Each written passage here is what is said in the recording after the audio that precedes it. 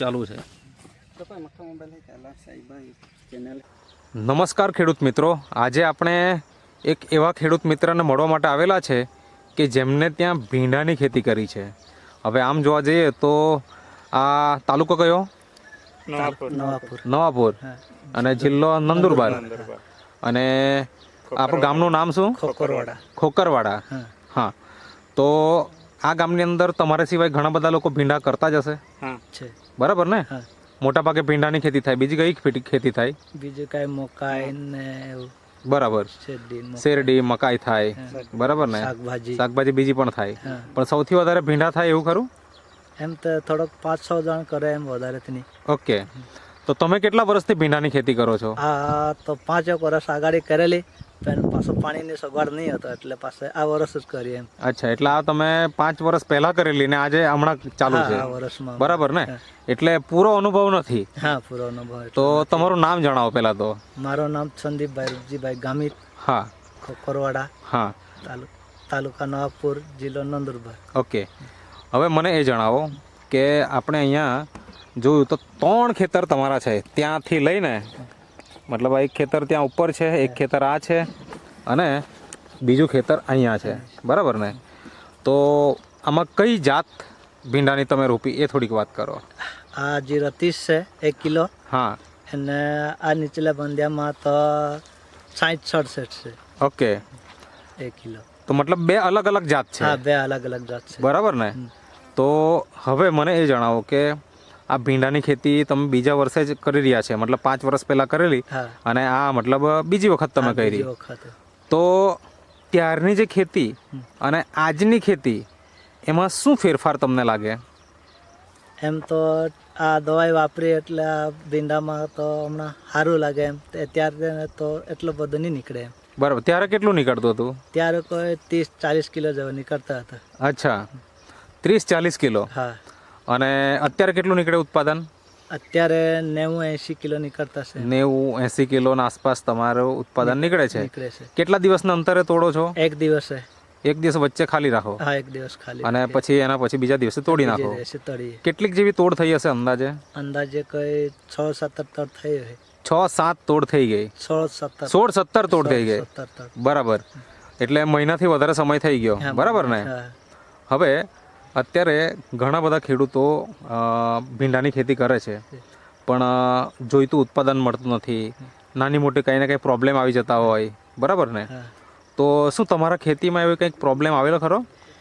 તો કોઈ છૂચા ને મોદરી એવું આવતો હતો, કોઈ પાસે બીજો ભાઈઓ વાપર્યું એનાથી પાછું કોઈ નહીં એમ।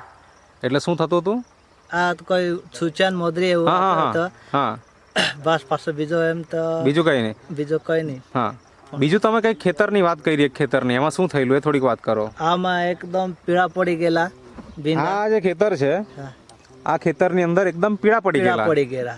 હા, બને નહીં એવું કરતા હતા, પણ પાછો ટીમરીજ ને ભાઈ, એટલે છોડ કેટલા નાના હતા ત્યારે પીળા થઈ ગયેલા? રોપેલા ને કેટલા દિવસ પછી ની વાત? આ તો 3-35 થાય ને આ ઉપર ને ભાગાળો ફૂલમાં આવી ગયેલા। હા, આ જે છોડ છે આ ફૂલ આવી ગયેલા એના, આવી ગયેલા। અને આ જે ખેતર છે એ પીળું પડી ગયેલું? હા, પીળું પડી। અને કેટલા 3 પાન હતા? હા, મતલબ કે આ જે ખેતર છે અને આ બંને વચ્ચે રોપાણનું કેટલું અંતર, કેટલા દિવસનું અંતર? અંતર તો કઈ નહીં, એક જ દિવસે રોપેલા। એક જ દિવસે રોપેલા? હા, પાણી। અને આની અંદર એવું થયેલું કે ફૂલ આવી ગયેલા, બરાબર ને? એટલે ભીંડાનો લાગ ચાલુ થઈ ગયો કહેવાય? હા, ભીંડાને લાગ ચાલુ થયો। અને જે આ ખેતર છે આમાં શું થયેલું? 3-35 ના હતા, એકદમ પીળા પડી ગયેલા। હવે જ્યારે ખેતર પીળું થઈ જાય એટલે ખેડૂતને ચિંતા તો થાય જ, તમને પણ ચિંતા થઈ હશે? ચિંતા થાય જ। કેટલા કિલો બિયારણ રોપેલું છે ટોટલ?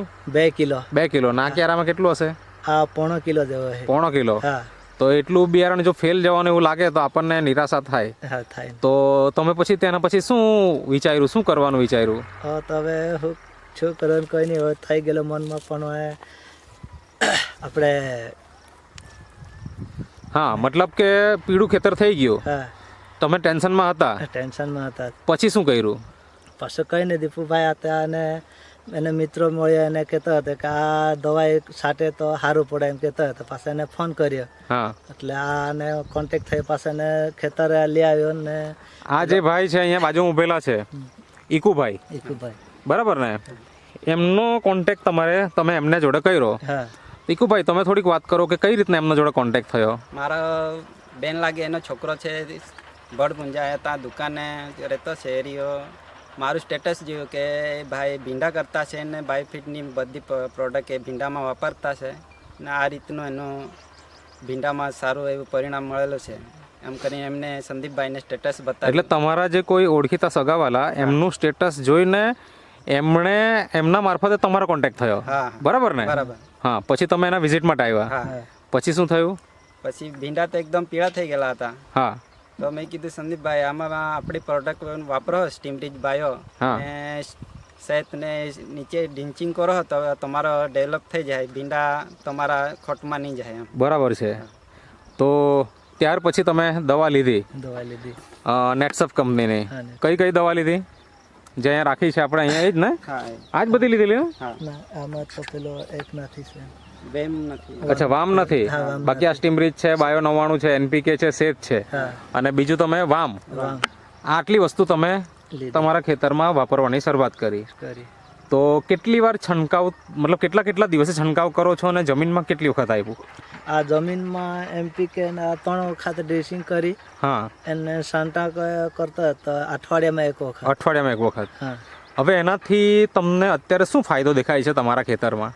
મારા ખેતરમાં તો એકદમ પીળા પડી ગયેલા, પાછળ સારું બની ગયા એટલે સારું એકદમ લીલુંછમ ખેતર થઈ હા ગયું. લીલોછમ દેખાય ખેતર. બરાબર. હા અને બીજો ફાયદો શું થયો? એક તો આપણું ખેતર બચી ગયું. હા બરાબર. હવે એમાં ઉત્પાદન પણ હવે ચાલુ થઈ ગયું. થઈ ગઈ. અને તમે કીધું તેમ 16-17 તોડ પણ થઈ ગઈ. હા. આમાં ક્યારામાંથી કેટલી તોડ થઈ ગઈ અંદાજે? આમાં અંદાજે કોઈ 10-12 હે. 10-12 તોડ અહીંયા પણ થઈ ગઈ. હા જે ખેતર કદાચ કાઢી નાખવા પડે એમ હતું, હા તે ખરાબ થઈ જાય તો. ખરાબ થઈ જાય. બરાબર ને? અને એમાં તમે નેટસફ કંપનીની જે આ પ્રોડક્ટ છે આનો તમે ઉપયોગ કર્યો હા અને એનાથી આ ખેતર જે છે આજે ડેવલપ થઈ ગયું. બરાબર ને? હા. તો અત્યારે જે ખેતર આપણે કદાચ કાઢી નાખવા પડે એવી સ્થિતિમાં આવી જતું, હા. એ ખેતરમાં અત્યારે હાલમાં કેટલું ઉત્પાદન આવતું હશે અંદાજે? હવે 1.5 કેરેટ જેવું નીકળતો છે. 1.5 કેરેટ એટલે કેટલા કિલો થાય અંદાજે? અંદાજે કેટલો 30 કિલો હશે. 30 કિલોના આસપાસ આ જ ક્યારામાંથી નીકળે. હા કિયારામાંથી જે ખેતર ખરાબ થઈ ગયેલું હતું. ખરાબ થઈ ગયેલું. બરાબર ને? હા હા. હવે આ એક તો ફાયદો થઈ ગયો. બીજો ફાયદો શું થયો? કે ફૂટમાં કેવું છે ભીંડાની? માં બી તો સારું છે એમ. હા, 4-5 બિંડા નીકળતા છે એમ. અચ્છા. મતલબ નીચેથી ફૂટ ચાલુ થઈ ગઈ. હા નીચેથી ફૂટ ચાલુ. બરાબર ને? બાકી મોટા ભાગે ભીંડો નીચેથી ચાલુ થાય ને ઉપર આવીને પૂરો થઈ જાય. હા તો નીચેથી ફૂટ પણ ચાલુ થઈ ગઈ છે. હા ફૂટ પણ ચાલુ. અને ઉત્પાદન અત્યારે રેગ્યુલર કેટલું આવે આમ? રેગ્યુલર એટલે એટલે મતલબ એક દિવસ છોડીને તોડો તમે તો કેટલું આવે એમ? 80-90 કિલો નીકળતા છે. 80-90 કિલો તો આવે. આવે. અને હવે આમાં તમારું પેલું ટોન ટાઈપની આપણે અલગ અલગ કેટેગરી આપણે બનાવીએ હા બજારમાં લઈ જાય ત્યારે, હા તો એમાં કેવું છે એ થોડીક વાત કરો. ક્વોલિટીમાં સારું છે એટલે મોઢે મારવા સારું અલગ કેરેટ ભરે એમ. હા, હા એ કેટલી નીકળે?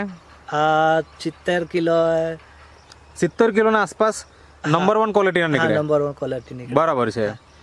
અને બીજી રાસ તો 12-13 કિલો નીકળતો છે. રાસ 12-13 કિલો. હા બદલો કઈ 8-9 કિલો નીકળે એમ. ને બદલો 8-9 કિલો. હા એટલે એમ કરીને 80-90 કિલો સુધી તમારું અત્યારે ઉત્પાદન નીકળે. નીકળે છે. વધારેમાં વધારે ઉત્પાદન કેટલું નીકળ્યું એક તોડમાં? એક તોડમાં ગયા અઠવાડિયામાં નીકળ્યો ક્વિન્ટલ જેવો નીકળ્યો એમ. અચ્છા. પાછું બીજે દિવસે 90 કિલો નીકળ્યો આવી રીતે. અચ્છા. હા. મતલબ કે તમને ઉત્પાદન પણ સારું મળી રહ્યું છે, હા બજારમાં ભાવ પણ સારા મળે છે, ક્વોલિટી સારી હોવાના કારણે હા. મળતા હશે. બરાબર ને? હા શું ભાવ મળે? હવે 950,000 રૂપિયા ડાયરેક્ટમાં મળતા છે. બરાબર. જે સારી ક્વોલિટીના ભીંડા છે એમાં. હા બરાબર ને? હા. તો આજે ઘણા બધા ખેડૂત મિત્રો આ તમારો વિડીયો જોશે અને કેવું છે કે ખેડૂત જ ખેડૂતની મદદ કરી શકે. બરાબર ને? હા. બીજા લોકો કરે કે નહીં કરે ખબર નથી. તો શું કહેવું છે બધા ખેડૂતોને આ નેટસફ કંપનીની જે બાયોફિટ પ્રોડક્ટ છે એના વિશે? અને નેટ કંપનીના બાયો આપણે ટીમરીજ ને બાયો ને આ MPK ને સેત ને વામે વાપરીએ તો આપણે ઓર્ગેનિક ખેતરમાં સારું છે. બરાબર. તમે અત્યારે ખેતરમાં વાપર્યું હા પછી તમારું ખેતર જોઈને બીજા કોઈ વાપરતા થયા એવું ખરું? ખરું ને. કેટલા લોકો વાપરે છે?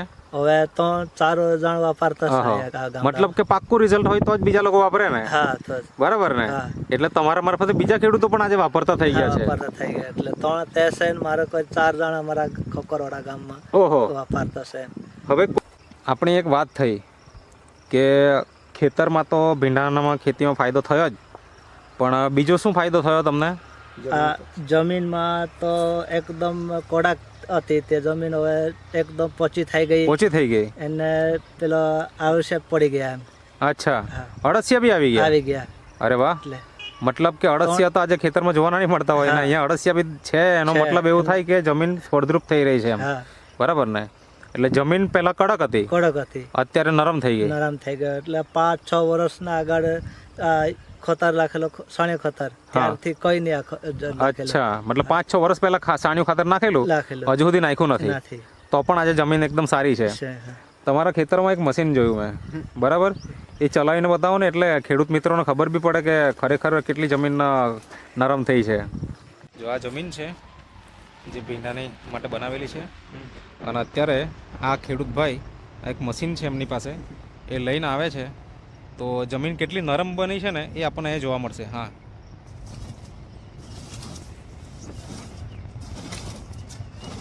બરાબર, જોઈ શકો છો હવે. હા, એટલે આ રીતના અત્યારે અહીંયા અંદરથી આપણે ખેડ થાય અને એનાથી નિંદામણ પણ દૂર થઈ જાય, બરાબર ને? તો હા, કરો જો આ તમે જોઈ શકો છો ખેડૂત મિત્રો. એનો મતલબ શું થાય કે જમીન પણ નરમ થઈ ગઈ, અને સાથે સાથે આ ખેડૂતોને ખેતરમાં અળસિયા પણ દેખાવાના ચાલુ થઈ ગયા.